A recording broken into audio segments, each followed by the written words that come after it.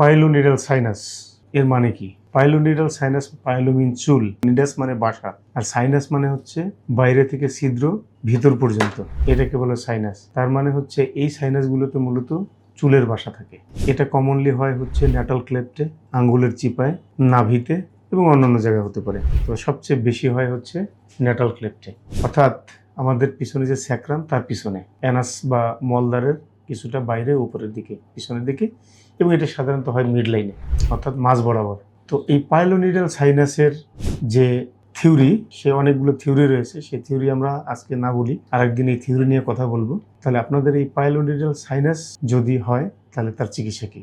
ঠিক ফিস্টুলার মতো পাইলোনিডাল সাইনাসের চিকিৎসাও কিন্তু সার্জারি, অর্থাৎ এটা টোটালি একটা সার্জিক্যাল ডিজিজ।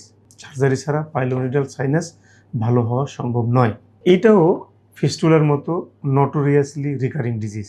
কারণ আছে, এর কারণ হচ্ছে ওখানকার অ্যানাটমি, ওখানকার চুলের প্রাধান্যতা, এবং এই জিনিসগুলোই মূলত সার্জিক্যাল প্ল্যানিংয়ের জন্য অত্যন্ত জরুরি। সুতরাং পাইলোনিডাল সাইনাস শুধু অপারেশন করলেই হবে না, ওখানকার অ্যানাটমিক্যাল, ফিজিওলজিক্যাল অনেক কিছু চেঞ্জ করতে হবে।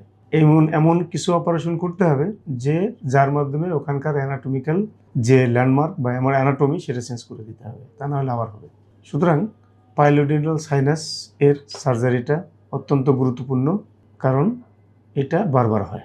আর সঠিক সিদ্ধান্তে এবং সঠিক অপারেশনটা যদি করা যায় তাহলে এটা হওয়ার সম্ভাবনা খুবই ক্ষীণ।